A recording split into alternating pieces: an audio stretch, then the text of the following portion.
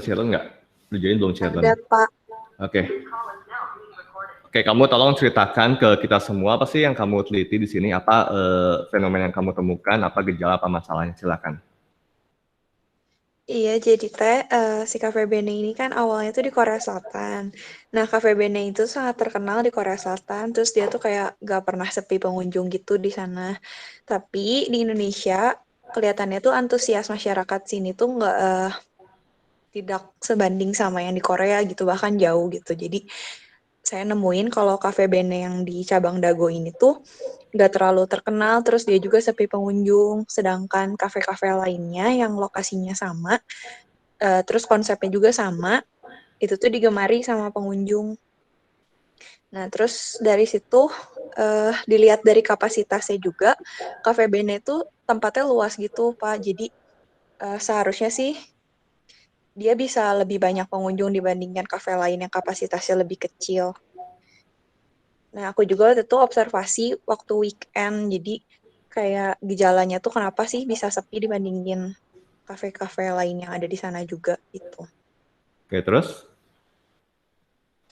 Terus ya udah akhirnya nyobain ke sana, observasi, terus nemuin beberapa itu aja masalah yang kiranya membuat Apa si aja jawaban mereka apa aja? jawaban mereka Wawancara jawabannya apa aja? rata-rata sih karena harga yang nggak sebanding sama rasanya, terus kualitas pelayanannya juga sih Pak. Oke. Terus variabel yang digunakan apa di sini? Disimpulkan Variabel penyebabnya apa? variabel Y-nya niat beli ulang, sedangkan variabel X-nya itu harga sama kualitas pelayanan. Oke ya, oke teman-teman jelas tadi ya. Jadi Sherlyn bahas tentang Cafe Bene gitu ya. Ini kalian semua catat gitu bahwa ngomongin latar belakang gitu kan, gak ada hubungannya Cafe Bene yang di sini sama yang di Korea gitu loh. Peduli amat gitu kan. Dalam artian ketika di sana ramai di sini sepi itu sesuatu yang nggak bisa di compare gitu loh. Ya karena kamu lihat aja, misalkan kita bercermin gitu ya dari beberapa brand luar yang masuk ke Indonesia. Ya seperti misalkan apa ya? Yoshinoya deh misalkan. Yoshinoya di Jepang itu adalah makanan paling murah. Jadi saya selalu bilang kalau saya dulu ketika saya di Jepang gitu ya, ketika saya nggak punya duit, gue makan Yoshinoya karena murah banget. Tapi ketika masuk ke Indonesia, pertama kali itu masuk ke GI kan, jadi saya bilang kalau di Indonesia ketika saya punya duit baru saya makan Yoshinoya karena mahal di sini. Ya, jadi kalian jangan langsung bilang oh di sana ramai di sini sepi gitu loh. Kita lihat dulu dalam artian gimana daya belinya, terus target marketnya apakah sama dan sebagainya. Nah, jadi kalau mau compare, ya compare dengan data longitudinal dalam artian Cafe Bene ini pertama berdiri itu tahun berapa ya? 2010-an mungkin? 2013, Pak. 2013 itu kan awalnya lumayan hype gitu ya, lumayan rame gitu setahu saya sih. Jadi dulu merupakan salah satu kafe yang kekinian, cuman setengah tahun doang atau setahun doang tiba-tiba langsung redup gitu kan sampai sekarang mungkin. Jadi kamu harus lihat data di masa lalu gitu. Jangan bandingkan apa namanya Cafe Bene yang di Indonesia sama di Korea gitu, nggak nyambung gitu. Ya karena mungkin aja cuma namanya doang sama gitu kan. Paham nggak maksudnya? Iya Pak, paham. Ya, jadi itu yang harus kamu perhatikan gitu loh. Toh banyak banget kok makanan Korea, makanan apa namanya Jepang gitu ya, yang apa namanya bilangnya sih dari luar, padahal belum tentu seperti itu gitu loh. Ya dulu saya ingat banget gitu kan, tahun 2010 ketika saya di Jepang gitu kan, eh, di Indonesia itu masuk ini Koranomachi. Itu apa sih namanya, yang biskuit yang bentuk koala gitu, tahu ya kalian mungkin ya. Di iklan dibilangin itu adalah produk yang paling kekinian di Jepang. Saya cari di supermarket Jepang, nggak ada, setengah mati nyarinya tau nggak. Dalam artinya cuma ngaku-ngaku doang gitu loh. Nah itu kan sebenarnya cuma marketing doang. Jadi sekali lagi, ketika kalian mau membandingkan sesuatu, ya harus logis gitu loh. Ya karena yang tadi saya bilang kayak Yoshinoya gitu kan di Jepang itu makanan sampah, itu makanan rakyat, warteg lah gitu. Itu wartegnya orang Jepang Yoshinoya tuh. Tapi ketika di sini harganya 50 ribuan gitu kan, siapa juga kelas menengah bawah yang bisa beli Yoshinoya harga 50 ribuan. Jadi dari apa namanya dari target marketnya pun udah jauh banget Yoshinoya Jepang dengan Yoshinoya Indonesia gitu ya. Jadi kalian harus hati-hati teman-teman ketika membandingkan gitu kan antara satu brand tertentu gitu kan di luar yang masuk ke Indonesia. Ya gampangnya kayak misalkan Uniqlo aja di Jepang. Uniqlo itu adalah barang yang murah banget, sumpah murah banget gitu. Saya Uniqlo punya beberapa, beli cuma sorry beli cuma 300 yen 40 ribuan gitu kan. Di Jepang mana ada baju 40 ribuan. Normalnya 500 ribu sampai sejutaan gitu untuk kaos seperti itu. Tapi Uniqlo itu barang yang murah banget. Giordano itu murah banget gitu. Tapi pas masuk ke Indonesia ternyata bisa kelasnya kelas menengah gitu kan. Jadi hati-hati teman-teman gitu. Ketika kalian lihat ada barang yang masuk dari luar negeri ke Indonesia, ya hati-hati gitu loh. Paham ya? Terus itu yang pertama. Yang kedua gitu kan, Sharon bahas bilang, niat belinya rendah. Jadi kalian, ketika kalian melihat satu fenomena, kalian boleh aja me, mengemukakan fenomena dengan satu variabel yang ada gitu. Boleh aja kalian bilang, ternyata sepi. Jadi variabel yang diangkat adalah niat beli gitu kan. Bisa juga penjualan. Ya, jadi banyak hal yang bisa kalian angkat ketika kalian melihat satu fenomena.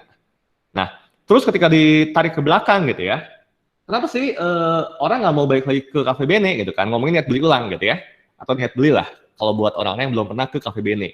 Ternyata, apa tadi Sharon alasannya?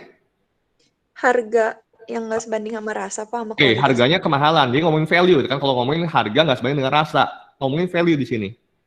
Ya, nah tapi kalau kalian perhatikan di sini gitu ya, saya sih lihatnya gampang aja, cepat aja gitu.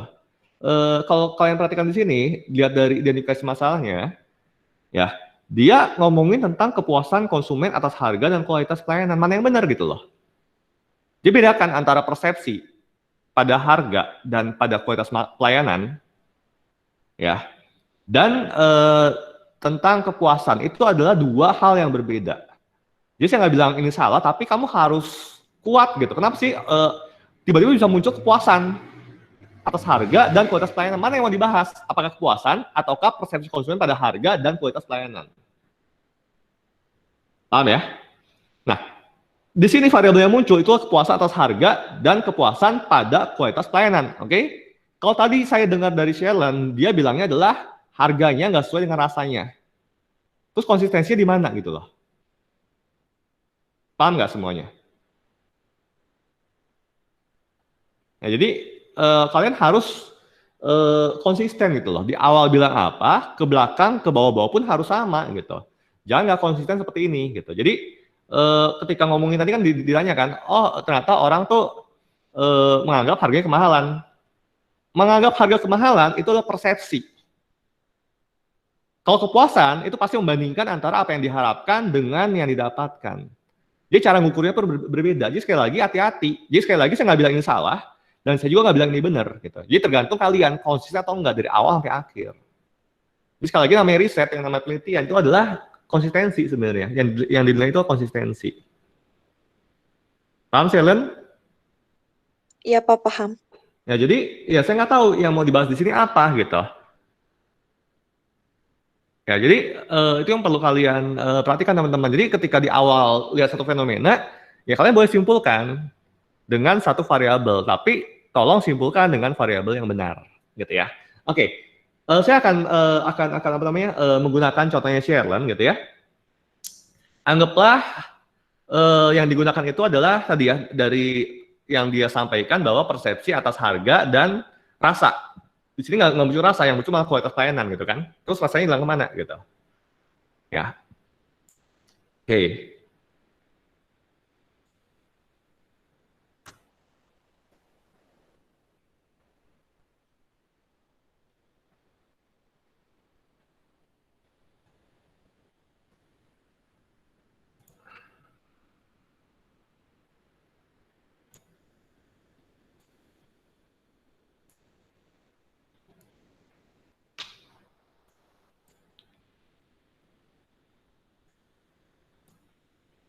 Oke ini teman-teman ya. Jadi kalau kita lihat dari Sharon tadi, ya saya nggak bisa gambarin sini lah, malas lah. Jadi variabel x-nya gitu ya, biar gampang aja.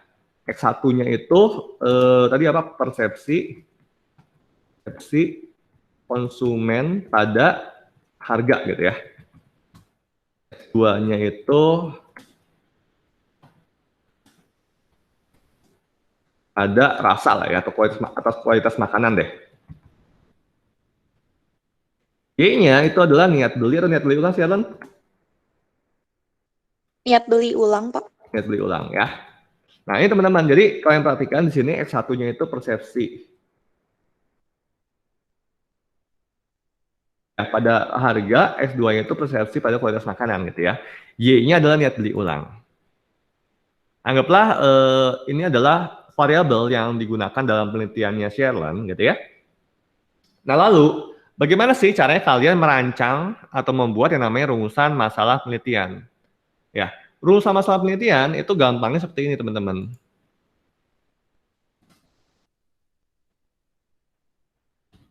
Ya, rumusan masalah penelitian itu berupa kalimat tanya gitu kan. Gampangnya saya sih selalu bikin rumusan masalah pertama itu gimana X. Nah, jadi gimana X itu adalah bagaimana persepsi konsumen pada harga dan pada kualitas makanan, gitu ya. Yang kedua itu gimana Y? Bagaimana sih niat beli ulang konsumen di Cafe Bene, gitu kan? Nah, untuk menjawab pertanyaan nomor 1 dan nomor 2, kalian nanti harus menggali informasi, gitu kan, cari data dan dianalisa secara deskriptif. Jadi kalian harus bisa menjelaskan harganya itu gimana. Jadi kalau misalkan ada orang ngejawab gitu ya, harganya gimana, kualitas makanannya gimana, kalian nggak cukup teman-teman nanti di bab 4 gitu kan, ini pasti dijawab di bab 4, nggak cukup bilang bahwa kualitas makanannya itu enak atau biasa aja atau sedang. Tapi kalian harus bisa jabarkan. Kalau misalkan ada orang bilang nggak enak itu seperti apa? Apanya yang nggak enak? Ngomongin kopi, kopinya itu nggak enak gimana sih? Kopi yang enak itu seperti apa sih? Tingkat keasamannya gimana, tingkat pahitnya gimana, tingkat manisnya gimana, dari suhunya gimana, cara penyajiannya gimana, tekstur kopinya gimana, tekstur biji kopinya gimana, grindingnya gimana, whatever teman-teman. Jadi kalian harus bisa jelaskan itu. Kenapa? Karena kalau cuma dibilangin kualitas makanan enak atau nggak enak, itu mah jawaban standar gitu. Dalam artinya nggak bisa memberikan solusi apapun untuk perusahaan. Jadi kalian harus bisa menjawab itu secara detail. Ya, jadi kalian harus bisa menjawab itu secara detail untuk menjawab gimana X dan gimana Y. Berusaha masalah ketiga gitu ya, kalau kalian menggunakan kuantitatif dengan explanatory research gitu kan, menjelaskan hubungan antar variabel, ya. Pertanyaan ketiga itu, urusan masalah ketiga itu biasanya adalah bagaimana pengaruh atau hubungan antara X dan Y. Ya, saya akan jelaskan apa beda pengaruh dan hubungan, kalian harus sudah dapat di Matlab gitu kan. Dan saya mau tekankan satu hal di sini, kalian bebas gitu kan, boleh pakai pengaruh, boleh pakai hubungan, tergantung kalian, terserah kalian. Tapi dampaknya kemana? Dampaknya adalah nanti ke statistik, uji statistik yang kalian gunakan. Kalau pengaruh pakai regresi, pastinya kalau hubungan pakainya korelasi gitu kan. Atau kalau mau ditanyakan hal yang lain silahkan, nanti toolsnya akan ngikutin. Paham nggak sampai sini? Ini adalah 3 rumusan masalah utama yang biasa digunakan ketika kalian menggunakan kuantitatif dan explanatory research. Ada pertanyaan dulu sebelumnya? Kalau saya pribadi sih, saya prefernya kalian pakai pengaruh. Kenapa? Karena segala sesuatu yang memiliki pengaruh pasti berhubungan, pasti memiliki hubungan. Tapi segala sesuatu yang berhubungan belum tentu punya pengaruh. Ya, harusnya kalian udah dapat di Matlab itu, harusnya Pak Wisnu udah jelaskan gitu kan. Yuk, ada pertanyaan dulu sebelumnya? Ada yang ditanyakan nggak sampai sini? Paham ya? Pak mau nanya Pak, Yuk, silakan. kalau ada variabel interveningnya itu gimana Pak? Iya, ntar saya jelasin. Baik Pak. Oke, ada lagi yang lain?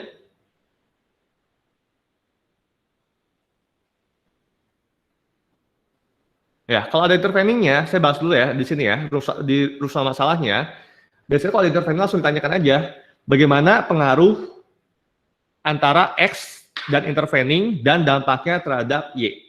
Dia langsung ditanyakan di ruang masalah ketiga. Gitu ya. Aduh, kalau yang moderating nanti saya akan kasih, coba di sini ada nggak ya? Wait. Semoga saya ada contohnya. Saya terakhir ngambil dari jurnal mana ya? Saya cariin deh contoh hipotesis yang moderating, tapi kayaknya jarang yang pakai moderating deh. Oke, ya teman-teman itu ya. Jadi next mungkin gitu ya, kita akan membahas tentang apa sih yang disebut sebagai variabel. Variabel itu adalah segala sesuatu yang bisa bervariasi. Nah, variasi gimana gitu kan? Ada 4 jenis variasi di sini. Ada 4 skala pengukuran. Saya nggak akan jelaskan secara detail, tapi intinya kalian harus paham gitu kan, variabel itu jenisnya ada yang nominal, ordinal, interval, rasio. Ya kalau nominal cuma sekedar beda, cewek cowok gitu kan, nggak ada jarak, nggak ada tingkatan. Kalau ordinal ada beda dan ada tingkatan. Contoh kayak misalkan juara 1, juara 2, juara 3. Pokoknya balap lari, kalau kalian misalkan di kuliahan gitu kan, ranking 1, 2, 3 itu ditentukan oleh IPK gitu kan, yang mungkin jarak ranking 1 dan ranking 2 itu mungkin IPK-nya berbeda gitu ya.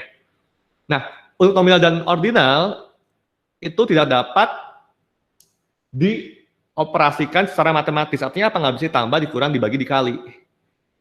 Ya, jadi kalau misalkan contoh nominal gitu ya, misalkan jenis kelamin gitu kan, cewek cowok, kalian seringkali bilang gitu kan, Pak, rata-rata yang datang ke mall itu cewek. Salah banget. Kan nominal itu nggak bisa di rata-rata. Nominal cuma bisa pakai modus. Jadi modus itu ngomongin kebanyakan gitu ya. Ordinal itu ngomongin tingkatan, tapi nggak ada jaraknya. Ya, kalian nanti pelajari lagi lah apa yang disebut sebagai ada jarak dan nggak ada jarak gitu ya. Ordinal itu ngomongin tentang tingkatan. Nah, di ordinal kita juga tetap nggak bisa pakai rata-rata gitu. Jadi kalau misalkan kalian bikin kuesioner gitu ya, pakai inter item gitu kan, kuesioner, misalkan 1 itu untuk balita atau bayi gitu ya, 2 untuk anak-anak, 3 itu untuk remaja, 4 itu untuk dewasa, 5 itu untuk lanjut usia gitu ya. Kalian misalkan di mall gitu kan, kalian survei, oh ternyata kalian menemukan satu keluarga gitu kan yang terdiri dari 2 orang yang udah lanjut usia, orang tuanya, sama 2 orang misalkan cucunya gitu, misalkan masih balita gitu ya. Jadi kalian kasih nilai 1 dan 5 gitu kan. Terus kalian rata-rata, hasilnya adalah 3 gitu kan. 3 itu adalah remaja tadi kan. Jadi kalian bilang, oh rata-rata yang datang ke mall itu remaja. Padahal 1 pun nggak ada remaja. Jadi sekali lagi namanya ordinal itu nggak bisa di average. Cuman bisa pakai modus dan pakai median ya. Median doang. Ya. Next berikutnya itu interval dan rasio itu termasuk parametrik. Nah, mulai interval itu bisa di rata-rata gitu ya. Di interval itu ada jarak, ada beda, ada jarak, jaraknya sama. Contoh kayak suhu, contoh kayak nilai gitu kan, IPK dan sebagainya. Ya, kalau rasio ada beda, ada jarak, jaraknya sama, terus nolnya mutlak gitu. Apa sih yang disebut sebagai nol mutlak? Nol mutlak, nol itu artinya nggak ada. Bendanya itu nggak ada. Jadi kalau ngomongin suhu itu termasuk interval. Kenapa? Karena 0 itu bukan menyatakan suhunya nggak ada. Ya 0 derajat Celcius, 0 derajat Reaumur, 0 derajat Fahrenheit itu menyatakan titik beku air kan, air berubah jadi es. Kecuali Fahrenheit ditambah 32 derajat gitu kan, kalau nggak salah. Ya. Dan 100 derajat Celcius, 80 Reaumur, 232 Fahrenheit itu nunjukin titik didih air. Ketika air berubah jadi uap air. Jadi sekali lagi 0 di sini bukan berarti suhunya nggak ada, tapi untuk Kelvin, ya untuk Kelvin itu termasuk rasio. Kenapa? Karena untuk Kelvin, 0 derajat Kelvin itu berarti bahwa itu adalah suhu. Ketika suatu benda itu tidak terdeteksi sama sekali bahwa benda tersebut memiliki suhu. Artinya apa? Bendanya nggak ada. Artinya apa? Suhunya nggak ada. Jadi untuk Kelvin 0 derajat itu artinya emang barangnya nggak ada.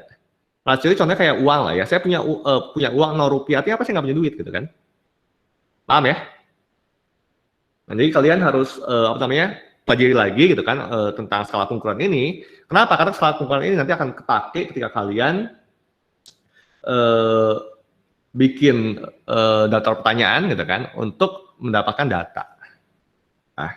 Nah, sebelum saya masuk ke sini gitu teman-teman, kenapa sih skala tersebut itu sangat penting gitu ya? Karena kalian perhatikan di sini, nanti saya akan buat pelatihan statistik juga gitu, kalau misalkan memungkinkan.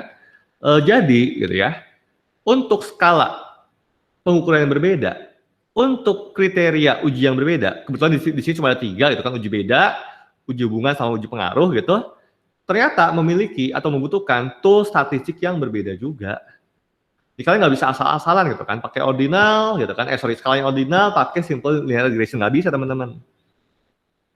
Jadi sekali lagi, untuk skala yang berbeda, untuk kriteria uji yang berbeda, ya kalian membutuhkan tool statistik yang berbeda juga. Kalau mau difoto silahkan, nanti saya akan jelaskan lebih detail ketika saya memberikan pelatihan lah. Semoga saya sempat yang ngasih pelatihan statistik untuk kalian gitu. Jadi ini saya nggak akan jelaskan detail, ya kita balik lagi ke sini gitu ya. Ngomongin tentang variabel itu ada 4 gitu kan. Variabel terikat, bebas, intervening, mediating atau antara, terakhir moderating. Yang disebut sebagai variabel terikat itu adalah variabel dependent yang tergantung, yang terikat pada variabel bebasnya. Dan penelitian itu selalu bermula dari variabel terikat, dari variabel dependent, dari variabel Y, atau yang seringkali disebut sebagai gejala. Lalu ketika gejalanya udah ketemu, baru kita tarik ke belakang gitu kan, apa sih penyebabnya? Gitu. Nah, saya nggak akan jelaskan, harusnya kalian udah paham gitu ya, apa yang disebut sebagai intervening dan moderating. Kalau intervening seperti ini gitu ya, jadi nggak mungkin gitu, dari kualitas pelayanan itu bisa loncat langsung ke loyalitas, itu tahapan prosesnya panjang banget. Nggak mungkin gitu kan, dari orang aware, baru aware doang langsung ngomongin niat beli, atau langsung beli. Nggak mungkin teman-teman, karena tahapannya panjang. Kalau kita pakai hierarchy effect of model, dari awareness itu ke knowledge. Ada knowledge, dia punya liking. Ya suka kan, setelah suka ada preference, lebih memilih satu dibandingkan yang lain. Setelah preference, baru dia yakin untuk melakukan pembelian. Setelah itu baru dilakukan pembelian. Terus setelah itu ada yang namanya post-purchase behavior gitu kan. Jadi ketika baru aware doang, nggak mungkin langsung terjadi pembelian atau loyal gitu kan. Ya nggak mungkin lah, dalam artian kalian baru masuk kuliah gitu kan, ngeliat ada cewek cantik, baru juga lihat namanya belum tahu, tiba-tiba langsung memutusin untuk kawin terus loyal. Masih jauh teman-teman. Jadi di situ dibutuhkan variable intervening gitu ya. Gitu ya. Nah, apa bedanya intervening dengan moderating? Ini penelitian saya juga, nanti akan saya share kalau sempat gitu ya. Nggak ada ya di sini ya. Oke, apa yang disebut sebagai moderating teman-teman? Nah, moderating itu adalah variabel pemicu sebenarnya saya bilang. Ya, jadi kalau kalian perhatikan panahnya itu adalah ke besar hubungan antara diskon dan purchase intention di sini kan. Ya, jadi yang namanya variabel moderating itu adalah variabel yang keberadaannya itu bisa menguatkan atau melemahkan hubungan atau pengaruh antara variabel X dan variabel Y. Contoh, ya, ini selalu saya contohkan ya, misalkan suatu ketika saya sakit gigi gitu kan. Ya, saya sakit gigi, terus ditanya, Pak kok sakit gigi sih, kira-kira kenapa penyebabnya? Saya bilang, tadi pagi saya ini makan bubur panas, terus habis makan bubur, saya makan es krim, jadi gigi saya tiba-tiba sakit. Kira-kira, kalau saya tanya ke kalian, kira-kira penyebab saya sakit gigi apa sih?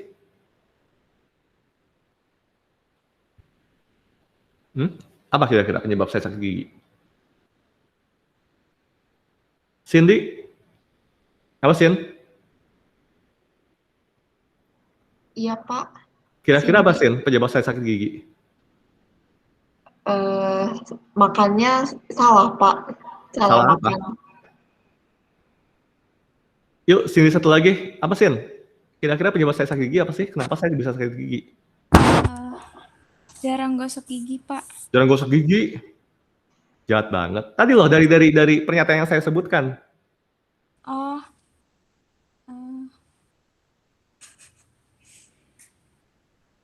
Apa ya, Pak? Kenapa sih gue tiap kali bimbingan dari semester lalu selalu punya nama mahasiswa yang double sampai pusing gue. Semester lalu gue punya Stefanus itu banyak banget. Sekarang di sini ada Cindy, ada Evi, siapa lagi? Pasaran banget ya nama kalian ya. Kadang saya tuh bingung itu yang mana. Bianca? Bianca? Iya, Pak. Kira-kira apa sih penyebab saya sakit gigi? Tadi kan saya makan, pagi-pagi makan bubur panas, tiba-tiba, terus setelah makan bubur panas, saya makan es krim dingin. Kira-kira apa sih penyebab saya sakit gigi? Giginya jadi sensitif, Pak, karena dari panas. Gigi jadi sensitif? Iya. Ya, penyebabnya suhu kan? Perubahan suhu yang drastis, benar nggak? Ya. Tapi pertanyaannya gitu ya, itu berlaku pada saya, teman-teman. Kalau pada kalian gitu ya, kira-kira kalau kalian makan es krim, terus makan bubur panas, kira-kira bakal sakit gigi atau enggak sih? Nggak semua orang, benar nggak? Jadi ya ngomongin tentang tentang perubahan suhu yang drastis, suhu itu bukanlah penyebab utama, suhu itu cuma pemicu, benar nggak? Penyebabnya apa ya? Mungkin dua gitu kan, entah giginya berlubang, entah tadi yang biar sampaikan giginya sensitif, paham nggak? Ketika gigi saya berlubang, ketika ada suhu yang dingin atau panas, itu akan memicu sakit giginya makin parah, bener nggak? Tapi kalau gigi saya nggak berlubang, mau dikasih makanan panas atau dingin pun nggak akan menyebabkan sakit gigi. Itu yang disebut sebagai moderating variable. Jadi suhu itu adalah sebagai moderating variable yang bisa gitu kan, meningkatkan sakit gigi saya ketika gigi saya berlubang. Paham ya? Oke, sampai sini ada pertanyaan dulu nggak?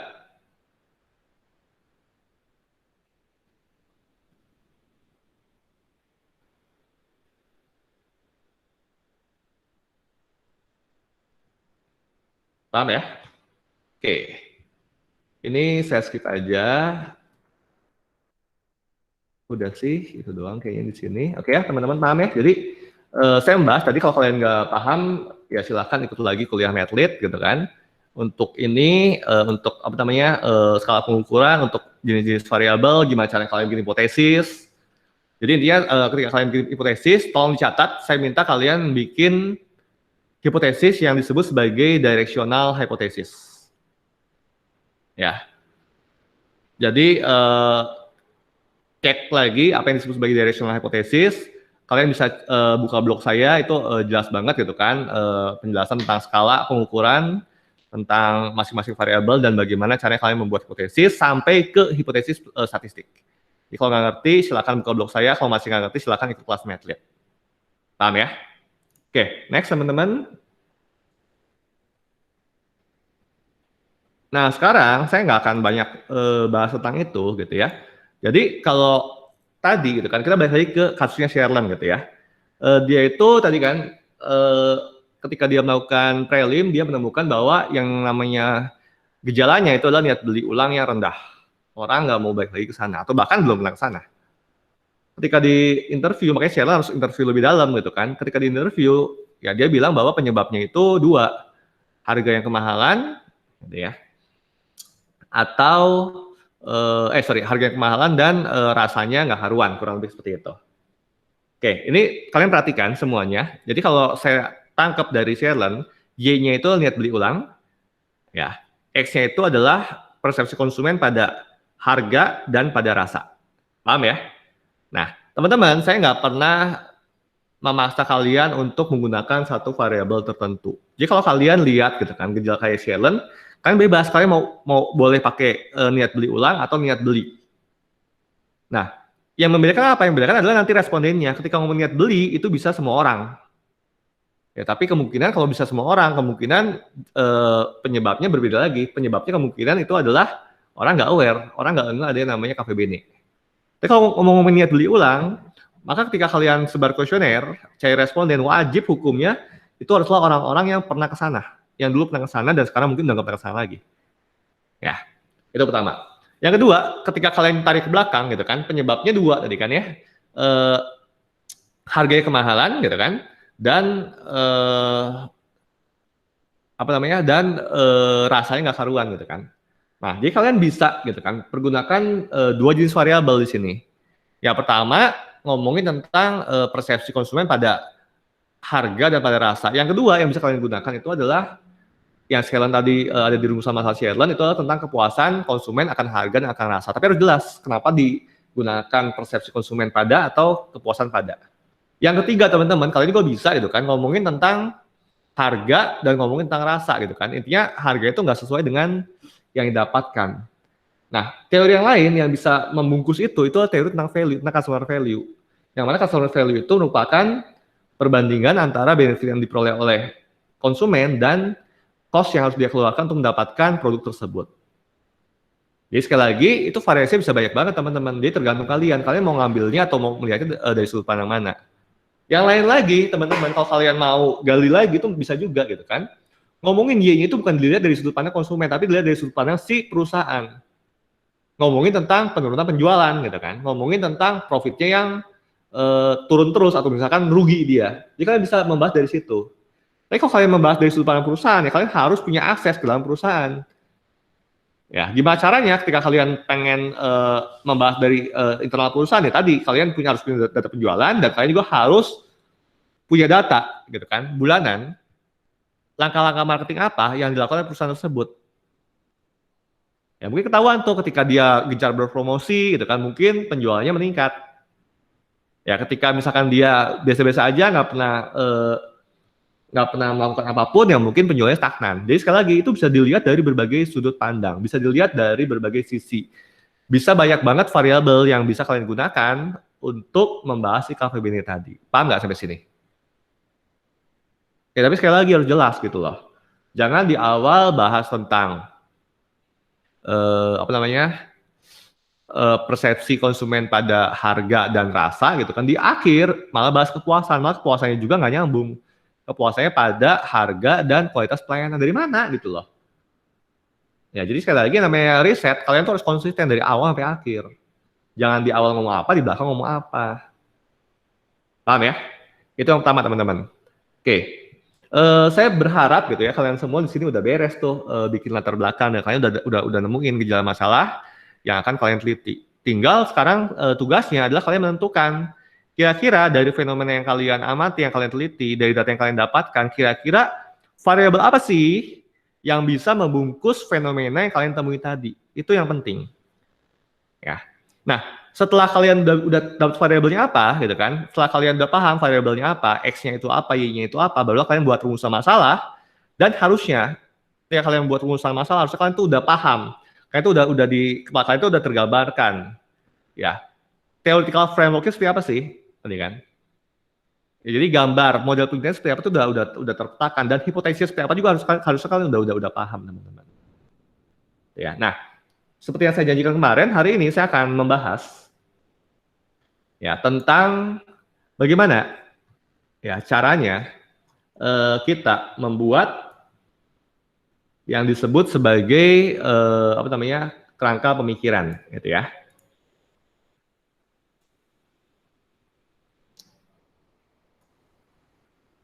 Pak, maaf Pak, mau nanya tadi Yuk. tentang yang itu. Jadi kan itu teh masalahnya tuh sebenarnya harganya tuh kemahalan karena rasanya yang nggak sebanding. Nah, aku tuh jadi bingung kira-kira masalahnya teh harga apa rasa gitu. Kalau kualitas pelayanannya mah udah pasti jadi masalahnya. Ya tadi saya bilang juga itu tergantung kamu. Kamu mau lihatnya apakah dua-duanya gitu kan. Masalah itu adalah rasanya nggak enak dan harga, atau digabungkan jadi satu. Kalau digabungkan jadi satu jadi value gitu loh. Ya. Oke. Value itu perbandingan antara benefit dan cost, itu aja. Kepuasan itu adalah selisih antara apa yang didapat oleh konsumen dengan harapan mereka gitu kan. Itu doang. Jadi terserah kamu gitu loh. Jadi ya kamu mikir lagi mau kayak gimana. Baca-baca jurnal lagi gitu loh. Makanya ya tadi sampai minggu ini, sampai titik ini saya baru minta kalian untuk mencari fenomena. Nah, PR kalian berikutnya kalian harus bisa temukan variabel dan teori yang bisa merangkum fenomena yang kalian dapatkan tadi. Itu kira-kira nama variabelnya apa sih? Gitu ya. Oke, ya? makasih. Oke. Oke, next teman-teman. Ya, saya hari ini akan membahas tentang apa aja sih yang harus ada di kerangka pemikiran kalian. Ya, ini penelitian saya tentang Gojek, ini tahun 2014 kalau nggak salah. 2015 mungkin, ini baru terbitnya 2016. Ini dipublikasikan di jurnal internasional, saya lupa nama jurnalnya apa gitu ya. Kalau nggak salah ini deh. Sky International atau apa, saya lupa lah. Oke, ya ini bahas tentang Gojek, tapi saya nggak akan bahas tentang tentang fenomenanya apa gitu teman-teman. Jadi mungkin kalian perhatikannya di sini gitu ya. Saya akan membahas tentang literature review and hypothesis development. Ini adalah kerangka pemikiran kalian. Jadi apa aja sih ada di kerangka pemikiran kalian gitu ya. Nah, kalau dari Sharon tadi, saya akan mulai dari akhir aja teman-teman di sini gitu ya. Ini adalah conceptual framework gitu ya. Jadi kalau dari Sharon tadi mungkin dia punya yang namanya 2 variabel independen dan 1 variabel dependen gitu kan. Independennya 2, harga dan rasa misalkan gitu kan, Y-nya itu adalah niat beli gitu ya. Nah, intinya apa sih harus ada di kerangka pemikiran kalian? Kalau saya sih mulai dari akhir. Jadi tolong buatkan dulu conceptual framework-nya gitu kan, yang sesuai dengan gejala dan masalah yang kalian temukan di latar belakang. Itu pertama. Setelah itu, kalian wajib mencari teori untuk masing-masing variabel yang kalian gunakan di kerangka pemikiran tersebut. Gitu ya. Di sini saya punya 8 variabel, teman-teman. Gitu ya. Jadi kalau kalian perhatikan, gitu kan, ya kalian bisa cari dari jurnal, gitu ya. Pertama, perceived usefulness itu artinya apa sih? Dan jangan lupa referensinya. Kebetulan ini format jurnal seperti ini, rada aneh gitu kan. Jadi 4 itu adalah referensinya. Jadi kalian bisa cek di data pustaka 4 itu artinya apa, gitu ya. Didapat dari mana. Jadi saya jelaskan di sini perceived usefulness itu apa, gitu kan. Perceived is obvious itu apa? Paham ya? Nah, jadi kalian ketika kalian udah punya konseptual framework seperti ini, kalian harus cari jurnal, cari teori untuk menjelaskan definisi dari masing-masing variabel. Yang penting. Nah, yang kedua, teman-teman, yang lebih penting lagi, gitu ya. Kalian bisa aja bilang, gitu kan, tadi ya, kalian bisa aja bilang, misalkan, saya sakit gigi, penyebabnya apa sih sakit gigi? Oh, gara-gara suhu.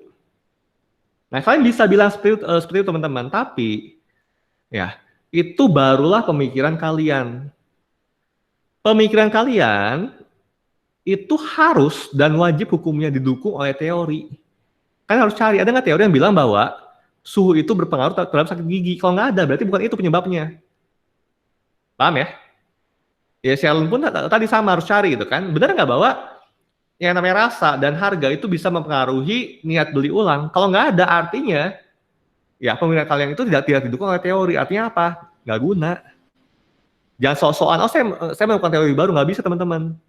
Ya sekali lagi kita bermain di deductive research, artinya apa? Harus ada teori yang memayungi pola pikir yang kalian gunakan dalam merancang konceptual framework. Kata kuncinya itu. Jadi bikin model penelitian tuh nggak segampang itu, nggak asal aja gitu kan. Oh saya nemuin gejala ini, saya nemuin fenomena ini, terus kalian bilang aja gitu kan, kalian kan bikin konceptual framework yang nggak bisa seperti itu. Contoh gitu ya, contoh. Oh misalkan di kelas, saya ngajar di kelas, anggaplah ngajar Matlit gitu ya. Saya menemukan nih, saya iseng-iseng riset gitu kan. Saya iseng-iseng riset, kenapa ya orang yang duduknya di depan, gitu kan, itu biasanya nilainya lebih bagus dibandingkan yang di belakang gitu kan. Jadi saya bilang, kalau mau nilainya kalian bagus, duduk di depan. Jawabannya apakah pengaruh gitu kan, tempat duduk dengan nilai? Jawabannya enggak, benar enggak? Tapi kita harus gali gitu kan, kenapa sih orang yang duduk di depan itu nilainya relatif lebih bagus?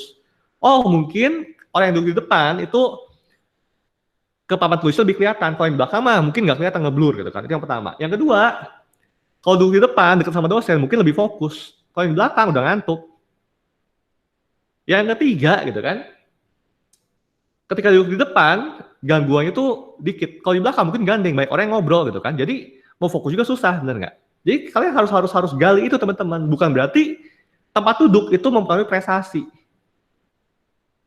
Paham ya? Tapi kan harus gali. Kenapa sih orang yang duduk di depan itu nilainya relatif lebih bagus dibandingkan yang duduk di belakang? Bukan jarak tempat duduknya, bukan lokasi tempat duduknya yang ngaruh ke nilai, tapi tadi konsentrasi dan fokus gitu kan. Itu adalah yang ngaruh ke nilai.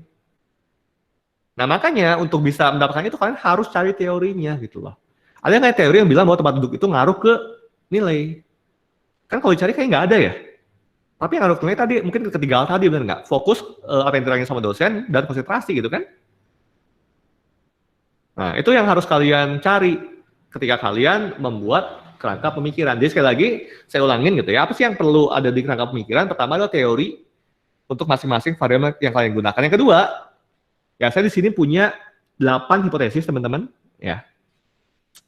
Dari masing-masing hipotesis tersebut kalian harus cari teorinya. Ada yang bilang bahwa gitu kan, yang H1 ini quality of internet connection itu memiliki pengaruh terhadap perceived is obvious, gitu ya. Saya contohin aja di sini teman-teman.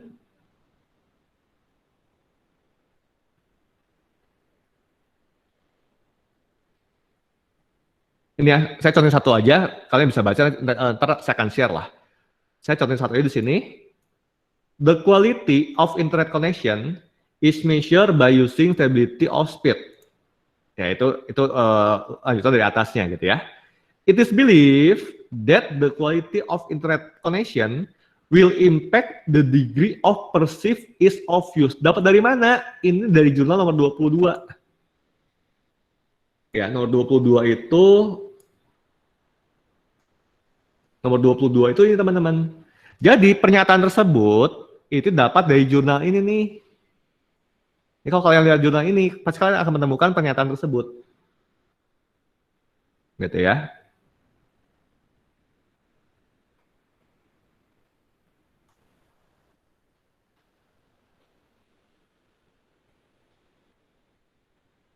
Mana sih tadi? Nah, ini nih. Ya, it is believed that the quality of internet connection will impact the degree of perceived ease of use. Therefore, it is hypothesized.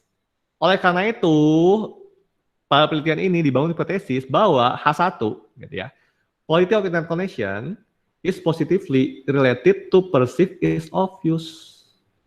Jadi H1 ini teman-teman, hipotesis ini itu nggak datang dari langit, tapi harus dibangun dari teori. Harus ada sumber yang bilang bahwa quality of internet connection itu memiliki pengaruh yang positif terhadap perceived ease of use. Salah satunya dari jurnal yang tadi saya sebutkan tadi, gitu ya, nomor 22 ini. Setelah kalian dapetin teorinya, barulah kalian bisa masukin ke sini, gitu kan. Quality of internet connection memiliki pengaruh positif terhadap perceived ease of use. Sampai sini ada pertanyaan dulu nggak?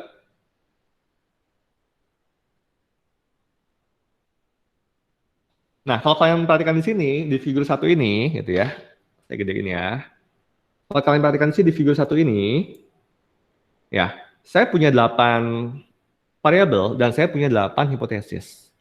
Saya yakin, ya seyakin-yakinnya, kalian cari di jurnal manapun, pasti nggak akan menemukan teori yang, bukan teori, pasti nggak akan menemukan model yang sama persis seperti yang saya buat.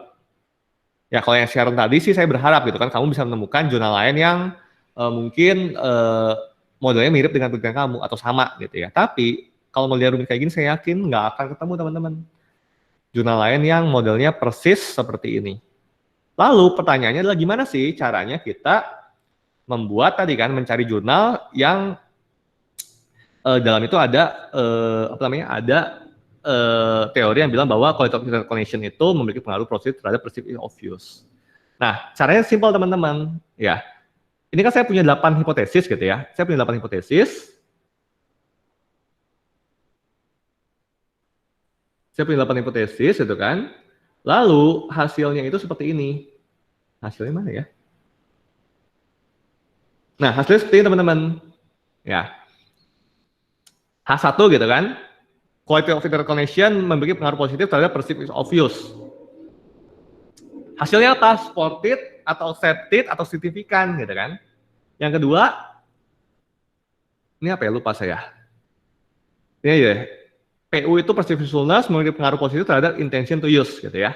Hasilnya apa? Supported semua di sini teman-teman. Jadi kalau kalian misalkan pengen cari gitu kan, hipotesis yang bilang bahwa quality of internet connection memiliki pengaruh positif terhadap perceived of use, kalian cukup cari jurnal, kalian cukup lihat bagian I-nya doang, yang lainnya nggak usah dilihat nih. Kalian cukup lihat bagian yang saya biruin doang, yang lainnya nggak usah dilihat. Jadi cari teorinya itu parsial gitu loh. Jadi dari satu jurnal mungkin kepakainya itu cuman bagian I-nya doang. Paham nggak sampai sini? Karena kalian nggak mungkin bisa menemukan jurnal yang semuanya itu modelnya persis dengan penelitian kalian. Ada pertanyaan dulu nggak sampai sini? Ngerti nggak? Bingung nggak? So kalau bingung ditanyakan. Karena ini ada tugas kalian untuk berikutnya.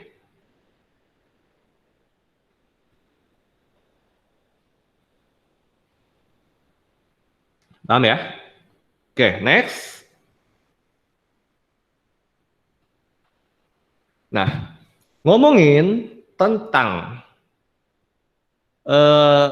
teori niat beli ulang. Saya tunjukin di sini, ini skripsi punya mahasiswa saya. Dia lulus tahun 2009, teman-teman. Ya, 2009 akhir dia lulus, mungkin 2010 awal lah. Ya. Dia membahas tentang niat beli ulang. Intinya satu, tolong dicatat, saya paling benci gitu ya ketika kalian menggunakan teori niat beli ulang pakai Augustin Ferdinand. Niat beli ulang itu cuma ngomongin niat transaksional, nggak ngomongin referensial. Referensial itu artinya kita mau rekomendasiin produk kita ke orang lain. Itu bukan indikator dari niat beli ulang. Kalian harus paham itu kan apa yang dibahas di Ferdinand. Dia sedang membahas tentang yang namanya dia sedang membahas tentang namanya latent variable gitu ya. Jadi itu bukanlah indikator dari niat beli ulang. Untuk niat referensial, untuk niat preferensial, dan niat eksploratif. Orang mau beli ya beli aja, ngapain cari-cari info, ngapain harus ngereferensi produk kita ke orang lain. Mau niat beli ya beli aja gitu loh. Dan saya paling sebel gitu kan, di Unpar ini udah dari dulu sekarang dan selamanya mungkin sama gitu. Selalu yang dipakai cuma satu teori di Agustin Ferdinand. Dari mana teorinya? Dari nyontek di perpus. Ya, saya tunjukin kepada kalian teman-teman, ini tahun 2010 ya. Kalian bisa cek skripsinya, namanya adalah Airlin Setiawan, bahas tentang Smitten. Ya, dia udah mencari puluhan jurnal yang dalam itu ada indikator tentang niat beli ulang. Dan saya minta kalian, ketika kalian cari teori, cari jurnal, itu harus maksimal 10 tahun terakhir. Nah, ini dia Agustin Ferdinand dimasukin di sini gitu kan, tapi bukan cuma satu doang, dia dari Chaudhuri, ini Arjun Chaudhuri gitu kan. Di sini dia membahas tentang niat beli dan niat bayar gitu ya. Terus ada lagi jurnal-jurnal yang lainnya, dan dia membahas tentang banyak banget di sini indikator tentang niat beli ulang. Makanya saya aneh, 2010 aja bisa dapat puluhan indikator, bisa dapat puluhan teori. Kenapa kalian udah 2020, 2021 cuma punya satu teori dari Agustin Ferdinand? Itu aneh banget buat saya. Artinya apa? Nyontek semuanya. Dan saya yakin taruhan gitu ya, 90% yang ada di sini, kalian cek deh. Kalau kalian punya teori niat beli ulang, pasti Agustin Ferdinand, nggak mungkin enggak. Silahkan cek, buktikan omongan saya. Saya belum lihat penelitian kalian, cuma saya bisa yakin bahwa kalian semua pasti pakai teori Agustin Ferdinand, dan itu salah, saya bilang. Paham ya? Ini udah puluhan jurnal, teman-teman. Lu ngapain aja selama 20 tahun ini gitu kan? Nggak dapetin teori apapun. Ini 2010. Dia dapetin 10 tahun terakhir, berarti dari tahun 2000 gitu kan. Kalian udah 2021, masa nggak bisa dapetin jurnal? Masa semua cuma kayak Agustin Ferdinand gitu loh? Jadi sekali lagi gitu ya, tolong cek. Saya nggak pengen kalian pakai teori dari Agustin Ferdinand. Kenapa ya? Saya mau jelasin. Intinya itu nggak make sense gitu loh. Ngomong niat beli ya niat beli aja, nggak usah ngomongin mau referensi atau enggak, mau rekomendasi atau enggak, nggak nyambung. Ya, paham ya? Itu pertama. Next.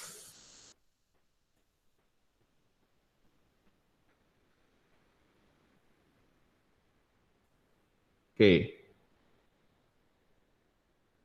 Next, ini mahasiswa saya teman-teman. Jessica Setiawan bahas tentang Uber dan Grab gitu ya. Saya nggak akan bahas tentang latar belakangnya. Yang pasti saya akan, yang pasti kalian cek skripsinya gitu kan. Dia angkatan 2013 gitu ya. Akhirnya sekarang udah S2 juga di ITB, dan dia lulus dalam waktu 3,5 tahun. Skripsinya hanya satu semester di bawah bimbingan saya, dan saya akan tunjukkan kepada kalian apa yang dia lakukan. Dan skripsi ini, kalau kalian mau tahu, skripsi ini pada akhirnya ini udah dipinjam mungkin oleh 4 atau 5 orang teman saya yang lagi kuliah S3, dan mereka menjadikan skripsi ini sebagai panduan mereka untuk membuat format untuk disertasi mereka. Artinya apa? Skripsinya bagus banget. Nah, saya mungkin akan tunjukkan aja poin-poin yang penting gitu ya. Aduh, gue paling pusing kalau udah buka skripsinya dia. Wait. Di mana ya?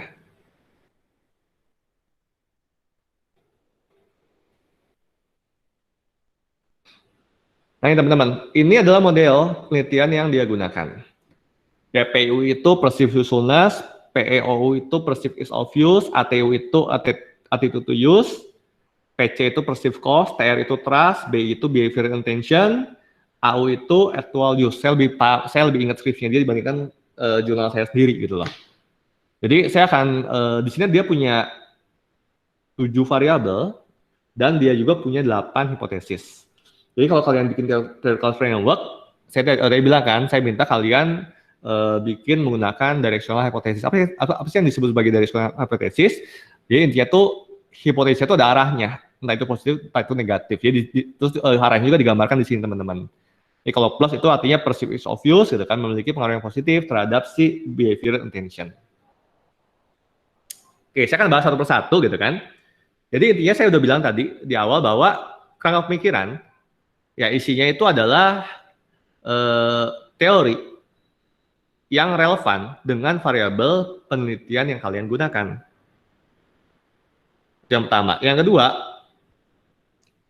di kerangka pemikiran juga harus ada jurnal yang menyatakan bahwa Ya, perceived usefulness di sini memiliki pengaruh yang positif terhadap attitude to use. Perceived as of use memiliki pengaruh yang positif terhadap perceived usefulness. Barulah kita bisa menarik hipotesis, teman-teman. Nah, jadi saya akan tunjukkan di sini, ini penelitian Jessica Setiawan ya. Jadi saya akan bahas 3 variabel aja, dan saya akan bahas 3 hipotesis aja. Pertama adalah perceived usefulness, kedua adalah perceived is of use, ketiga adalah attitude to use. Gitu ya. Nah, yang pertama ngomongin tentang perceived usefulness.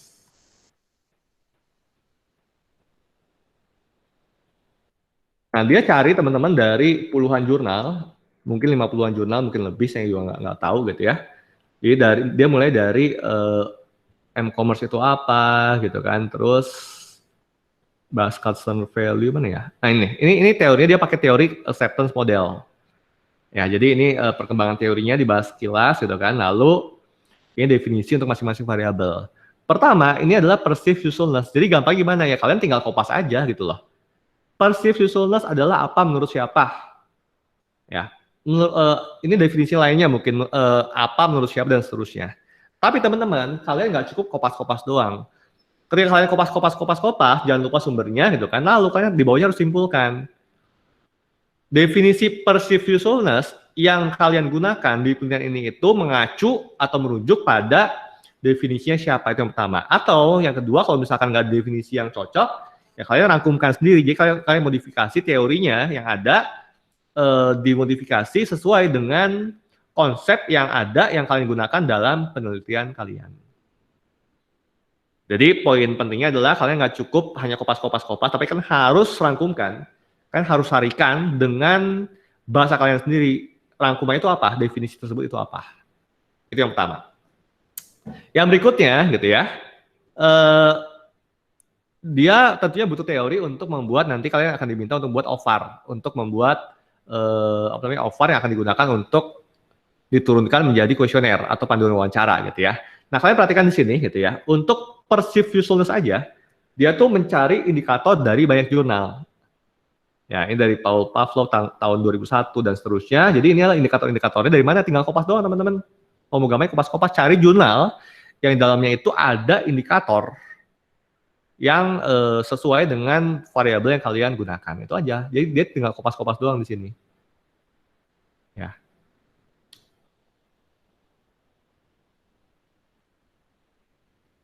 Nah, dari sini, dari hasil ini, dari yang baik ini, nanti kalian bisa comot gitu lah. Kalian bisa comot gitu kan.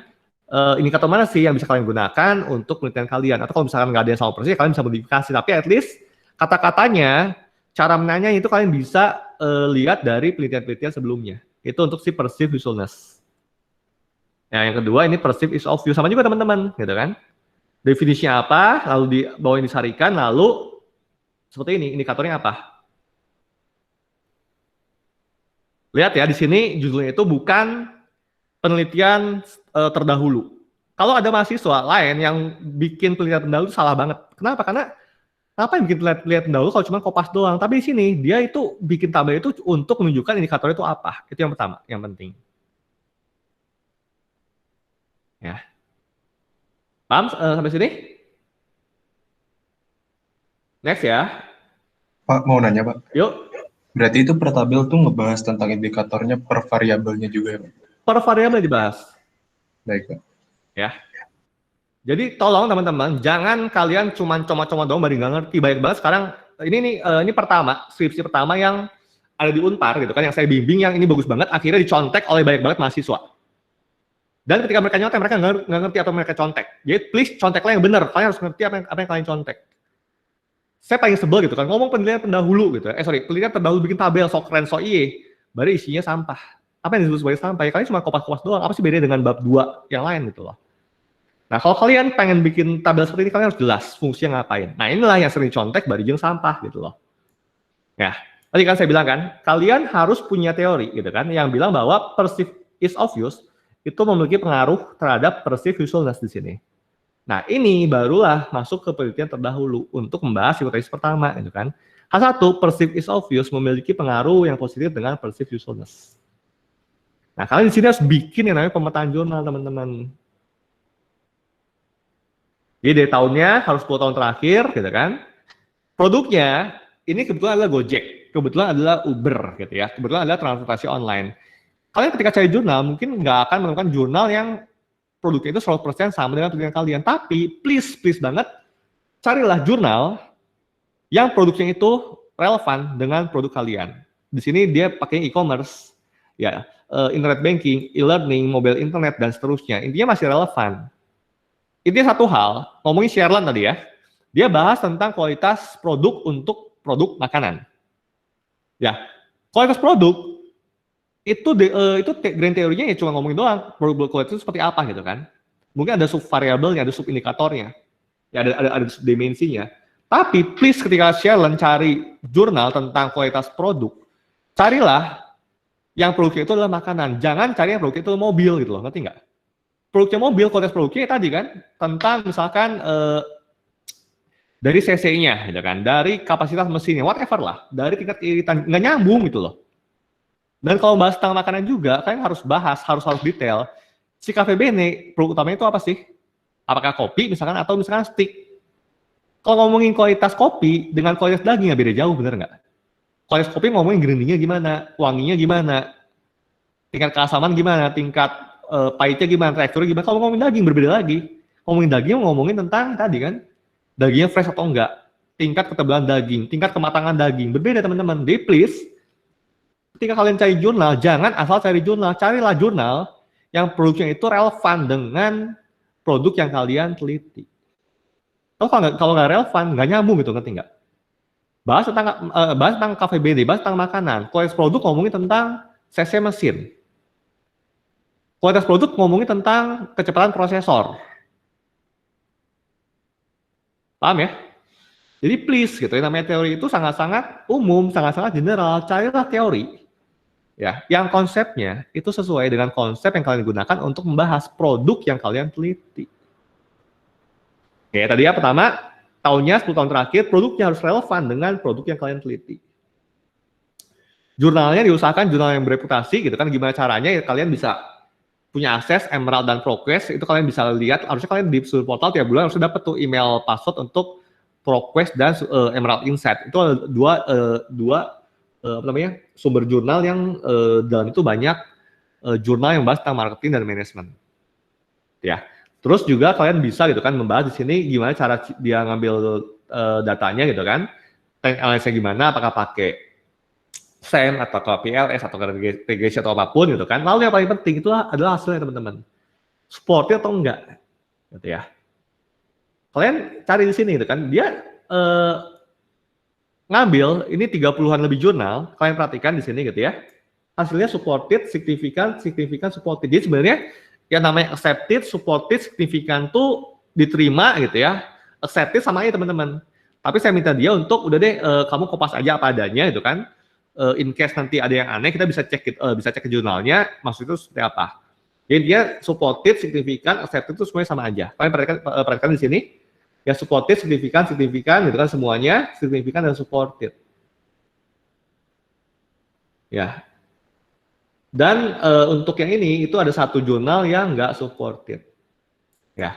Tapi kalau kalian perhatikan gitu kan, dia mendapatkan 36 jurnal ya kalau nggak salah. Dia mendapatkan 36 jurnal di sini. Ya. Terdapat 35 jurnal yang supported, signifikan, atau accepted. Yang nggak signifikan, nggak supported cuma satu. Artinya apa? Dapat dibuktikan gitu kan bahwa di luar sana ada banyak teori yang bilang bahwa perceived is obvious itu memiliki pengaruh atau memiliki hubungan terhadap perceived usefulness. Paham ya? Jadi kalian udah bikin pemetaan, kalian harus simpulkan gitu. Oke, ini dari jurnal saya juga gitu kan, dikutip dari sini bla bla bla bla bla bla, ya intinya seperti inilah. Ya. Yang kedua, ngomongin tentang hipotesis kedua. Perceived usefulness memiliki pengaruh yang positif terhadap attitude toward using tadi kan. Intinya ya kalian perhatikan juga sama teman-teman di sini. Hasilnya signifikan, semuanya signifikan, supported dan seterusnya lah. Ini kesimpulannya gitu kan. Dari 23 jurnal semuanya supported. Nggak ada yang nggak signifikan. Yang ketiga pun sama gitu. Ya, perceived usefulness memiliki pengaruh yang positif terhadap attitude toward using gitu ya. Hasilnya signifikan, supported, semuanya supported signifikan, dan ternyata ada 2 yang nggak supported dan nggak signifikan di sini. Kesimpulannya apa? Kesimpulannya gitu kan, dari 18 jurnal, dari 20 jurnal ya. Dari 20 jurnal yang 18 itu diterima gitu kan, yang 2 nggak diterima. Artinya apa? Ya dari jurnal yang dia cari gitu kan, sebagian besar itu bilang bahwa ada pengaruh antara perceived of use terhadap attitude toward using. Nah, kalian nggak bisa bikin hipotesis, bikin model asal jika tidak didukung dengan teori, tidak didukung dengan jurnal, tidak didukung dengan penelitian sebelumnya yang bilang bahwa ada pengaruh atau ada hubungan antar variabel yang kalian teliti. Paham sampai sini teman-teman? Jadi itulah yang harus kalian buat, gitu kan? Ketika kalian membuat kerangka pemikiran. Nah, jadi mungkin saya minta gitu ya, saya akan berikan waktu kepada kalian 2 minggu dari sekarang gitu ya, untuk kalian bisa menyelesaikan bab 1 kalian dan bab 2 kalian. Ini nggak gampang teman-teman, ini butuh kerja keras, butuh waktu gitu ya. Jadi usahakan sebisa mungkin, semaksimal mungkin saya berikan waktu kepada kalian 2 minggu untuk kalian bisa menyelesaikan kerangka pemikiran kalian gitu kan. Jadi yang saya butuhkan hanyalah kerangka pemikiran, tapi ya tadi bab 2-nya kalian harus cicil juga teman-teman. Jadi itu adalah hal-hal yang perlu kalian lakukan gitu kan, ketika kalian membuat kerangka pemikiran. Tentunya di luar itu semua, kalian juga harus paham gitu kan tentang skala tadi yang sudah saya jelaskan, tentang jenis variabel, dan bagaimana cara kalian melakukan literatur review, mencari pencarian jurnal untuk mendapatkan teori yang relevan dengan penelitian kalian. Itu mungkin teman-teman yang bisa saya sharingkan. Ada yang ditanyakan nggak? Silakan.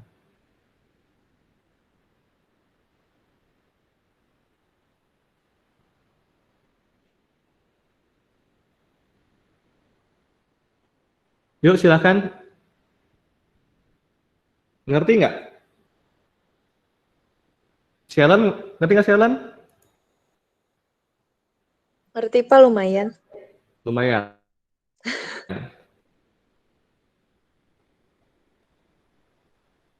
Ivo, ngerti nggak Ivo?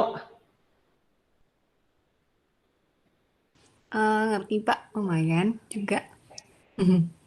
Gitu ya, jadi itu yang harus kalian buat teman-teman. Jadi ya sekali lagi, kenapa saya jelaskannya di awal, karena kalian sekarang dalam proses, kalian dapat fenomena gitu ya, kalian tinggal tarik ke belakang, teorinya kalian gunakan apa ya, kalian harus tadi teman-teman harus dalam. Jadi sekali lagi, kita sebagai peneliti, ya, kita harus punya teori yang memayungi model penelitian kita, memayungi apa yang kita teliti, nggak bisa asal-asalan gitu loh. Tapi ya sekali lagi harus mulai dari fenomena sebelum kalian cari teori. Karena kalau kalian cari teori dulu di awal, fenomena yang nggak nyambung, yang nggak bisa. Kalian harus mulai dari fenomena dulu. Baru sekarang tugas kalian mencari teori yang relevan, yang bisa memayungi fenomena yang kalian dapatkan. Gitu ya. Nah di sini juga ada beberapa mahasiswa mungkin yang bukan dari marketing, dari entrepreneur, atau bahkan dari keuangan gitu. Jadi sekali lagi sama aja teman-teman, nggak ada bedanya gitu. Jadi inti latar belakang itu adalah kalian harus bisa memunculkan gitu kan fenomena yang ingin diteliti. Intinya urgensi penelitiannya itu apa? Apa sih solusi yang kalian berikan untuk perusahaan gitu kan ketika kalian melakukan penelitian ini? Ya apa urgensi penelitian tersebut gitu. Intinya kalau misalkan dilakukan dampak positifnya apa, gunanya apa, kalau nggak dilakukan dampak negatifnya itu harus muncul di latar belakang. Makanya saya selalu bilang latar belakang itu 90% isinya itu adalah data. Tapi ketika kalian masuk ke kerangka pemikiran, 90% isinya itu haruslah teori. Nah nanti kalau saya sih mungkin saya nggak sepaham dengan dosen lain gitu ya. Kalau dosen lain mungkin biasanya itu paling anti gitu kan masukkan perusahaan ke kerangka pemikiran. Tapi kalau saya pribadi teman-teman, saya meminta kalian untuk masukkan at least sedikit gitu kan profil perusahaan ke kerangka pemikiran. Kenapa? Untuk menjelaskan konsep yang diteliti itu apa. Contoh kayak Sheldon gitu kan. Kamu harus masukkan gitu Sheldon di kerangka pemikiran gitu ya. Saya tuh meneliti tentang kafe yang menjual makanan. Barulah setelah itu kamu bilang bahwa semua teori yang ada di sini itu membahas tentang kualitas makanan untuk kafe. Jangan cuma ngomongin tentang kualitas produk doang gitu loh. Ya karena harus jelas objeknya apa. Karena kalau objeknya berbeda, konsepnya pun berbeda. Itu teman-teman. Jadi sekali lagi untuk yang entrepreneurship ya intinya sama-sama juga gitu loh. Yang namanya kerangka pemikiran isinya pasti teori, nggak mungkin enggak. Teori isinya apa ya? Teori memayungi apa yang ingin kalian bahas, itu doang. Yuk, ada lagi yang lain yang ingin ditanyakan, silakan.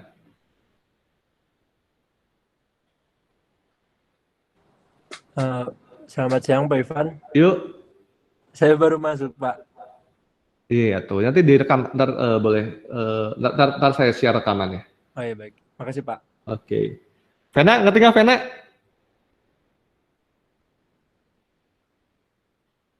Vena.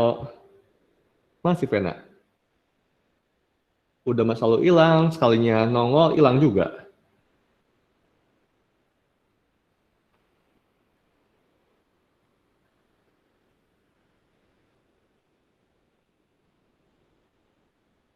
Oke, mungkin saya mungkin masih bertambah teman-teman, jadi saya nggak tahu masih bertambah berapa gitu ya, kita tunggu aja. Tapi di sini yang saya concern itu ada beberapa orang yang genting gitu. Salah satunya Gerardus Andrew. Mana Andrew? Andrew, ada nggak sih Andrew? Nggak ada ya? Nah kan beleguk kan? Udah mah calon di DO, nggak nongol pula.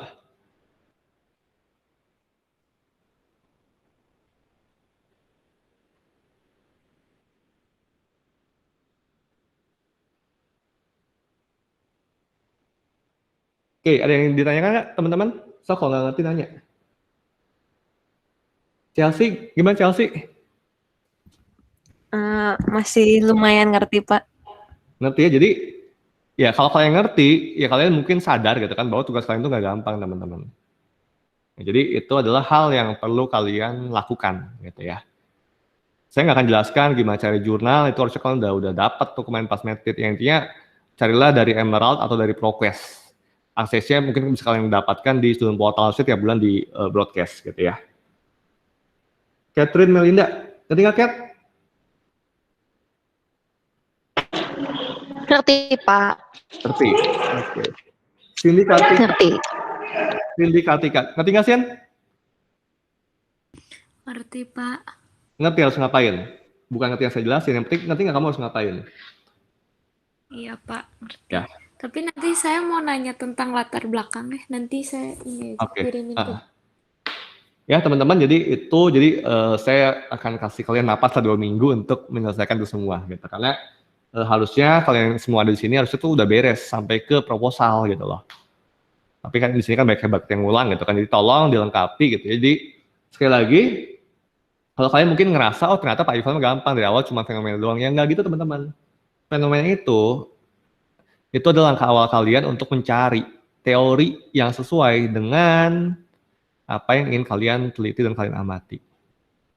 Ya, karena percuma kalian cari teori di awal, nanti topiknya beda dengan apa yang teori yang kalian dapatkan. Jadi sekali lagi kalian harus mulai dulu dari fenomena.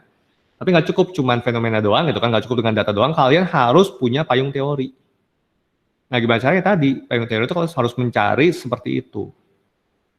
Ya, kalau kalian lihat yang Jessica Setiawan, dia tuh ada puluhan jurnal gitu loh, yang bilang bahwa X1 berpengaruh terhadap X2 gitu ya. Nah, kalau kalian sih ya saya nggak akan minta sebanyak itu ya, at least 3-5 cukup lah gitu. Jadi at least 3-5 jurnal gitu kan yang bilang bahwa X1 itu memiliki pengaruh terhadap X2. Oleh karena itu, pada penelitian ini diambil hipotesis bahwa terdapat pengaruh positif misalkan antara X1 dengan misalkan Y gitu ya. Jadi itu yang harus kalian buat. Kalau 5 aja nggak bisa, teung-teungan, nggak mungkin 5 aja nggak bisa mah. Ya, si Jessica Setiawan beres sebanyak itu dalam 1 semester. Kalian ngapain aja kalau 5 aja bisa, kalau nggak dapet gitu kan. Terus kalian bilang gitu kan, Pak itu si Jessica Setiawan berapa jurnal, ratusan jurnal teman-teman. Mungkin dari 500 jurnal yang pakai cuma berapa puluh. Jadi ini kalau kalian belum dapat, kalian harus cari sebanyak-banyaknya, cari gitu kan jurnal sebanyak-banyaknya. Mungkin jurnal yang kepake mungkin cuma beberapa, 5%-nya udah bagus mungkin. Artinya apa? Itu ngomongin tentang statistik gitu kan. Semakin banyak jurnal yang kalian cari, ya semakin banyak juga teori yang bisa kalian gunakan. Itu aja sih. Jadi kalau kalian belum dapat, artinya apa? Carinya kurang banyak, itu aja. Karena saya nggak percaya gitu ya, penilaian kalian tuh saya yakin nggak ada yang extraordinary banget gitu loh. Kalau kalian minggu lalu saya sharingkan gitu ya tentang generic brand. Kalian silahkan cek sekarang gitu ya. Saya penelitian generic brand itu tahun 2006 teman-teman. Ya, saya meneliti tentang generic brand tahun 2006. Kalian silahkan cari sekarang, 2021, cari jurnal yang bahas tentang generic brand. Nggak ada teman-teman. Artinya apa? Gua setengah mati carinya gitu loh. Dan saya bisa melakukan itu. Masa sih kalian untuk topik yang standar aja nggak bisa? Itu tunggu-tungguin banget gitu loh.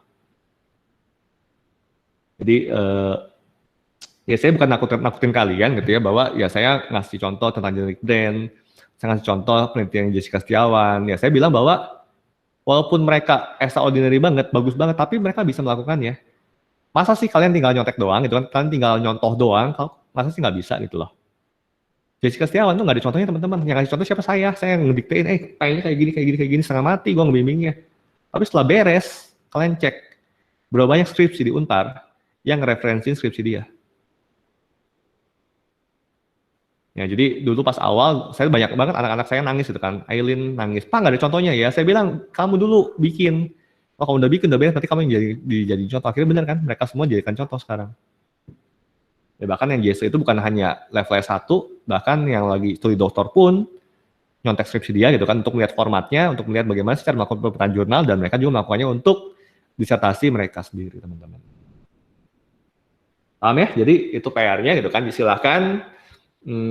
Tugas untuk minggu depan ya cari jurnal sebanyak-banyaknya. Pertama itu, yang kedua kalian harus udah fix untuk membuat latar belakang. Nanti 2 minggu lagi saya akan tagih gitu kan untuk bab 1 kalian. Ya, dari latar belakang lengkap ke kerangka pemikiran. Saya nggak akan pernah tagih bab 2, tapi kalian harus tahu gitu kan bagaimana cara membuat bab 2, bagaimana caranya kalian mencari teori untuk melengkapi bab 2 kalian. Itu mungkin teman-teman dari saya. Yuk, ada yang disampaikan lagi nggak? Ada yang ditanyakan lagi nggak? Kalau nggak ngerti silahkan.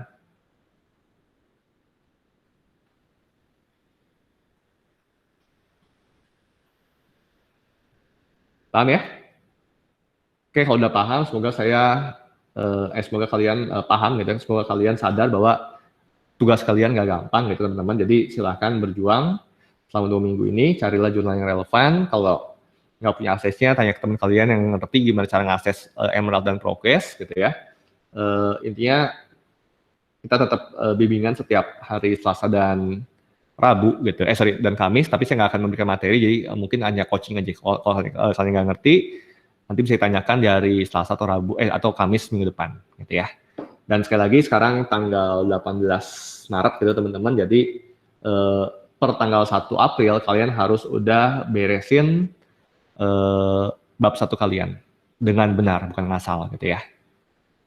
Oke, sekian dari saya teman-teman. Kalau nggak ada pertanyaan lagi, terima kasih atas waktu perhatiannya. Nanti saya akan sharingkan gitu ya contoh jurnal yang saya miliki. Semoga bisa membantu kalian untuk membuat kerangka pemikiran. Oke, cukup teman-teman ya. Terima kasih semuanya. Sampai bertemu lagi di minggu depan. Selamat siang. Oke, sama-sama. Terima kasih, Pak. Oke. Terima kasih, Pak. Oke.